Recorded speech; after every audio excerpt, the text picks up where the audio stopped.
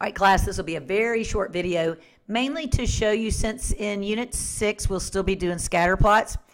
And last week in Unit 5, it really didn't matter which you used as your x, your independent variable, and which you used as your y variable in terms of calculating the r value, the correlation coefficient. You would get the same r value even if you switched your x and your y. However, in Unit 6, we will now be creating a prediction equation that we will use to make predictions, and specifically, we are making predictions about our y variable. We use our x variable to help us make better predictions about our y variable. So now it's definitely going to matter which variable you choose to be your x and which variable you choose to be your y. And so sometimes what happens is when you do the scatter plot in Excel, it might put the variables in the wrong order than you want them to be. And so I'm just going to show you how quick and easy it actually is to switch your x and your y variables in case you don't know how to do that. All right, so on the screen you see I've got hospital numbers, but those are just identification numbers. That's not a variable that we want to use in our scatter plot. So we are going to want to look at monthly x-ray amounts, that's quantitative, and monthly labor hours, and see if there is a significant correlation. And if there is, we will want to create a prediction equation. And the other videos will walk you through how to get the prediction equation. I'm just going to show you what happens when you want the order to be different. So when we go ahead and highlight both of these columns, in fact, I'm just going to highlight the numbers here. When we go ahead and highlight both of those columns, and then at the top we click, move that up, we click Insert, and we click on Charts and click on the Scatter Plot, then Excel is going to automatically put the column on the left as your X's. Like, for example, you see the values anywhere from about 0 to about 39,000, and those numbers actually correspond to these x-ray numbers. The lowest being 2,000 something and the highest being 39,000 something.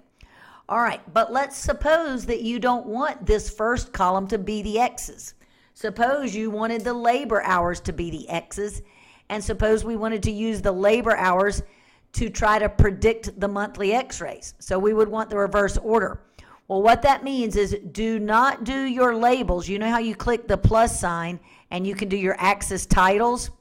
Do not do that until you've got the correct order that you want.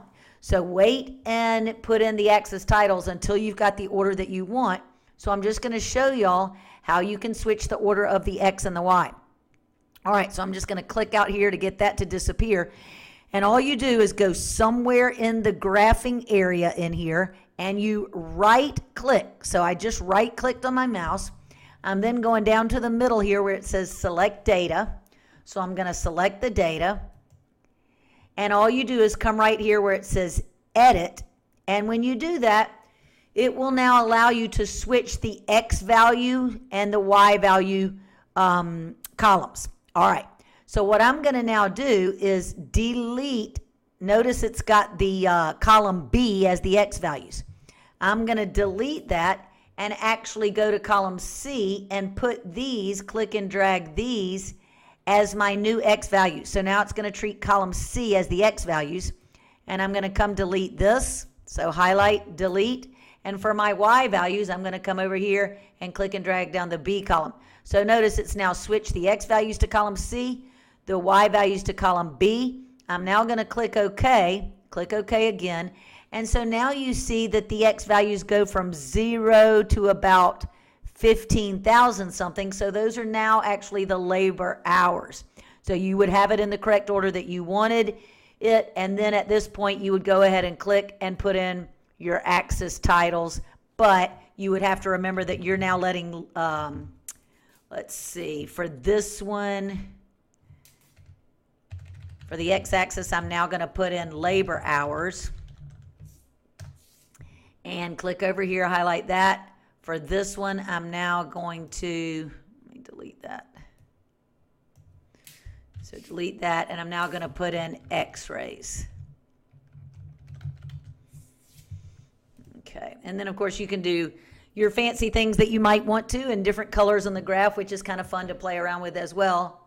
You don't have to though if you don't want to, or if you're not sure how to do it. I just mainly wanted to show y'all how to switch the X and the Y without too much trouble, because it may very well be that the order that the data is given in is not the same order that you want for your X and Y variables. So hopefully that seems easy enough for you, and if you need to switch it around, you'll be able to do that.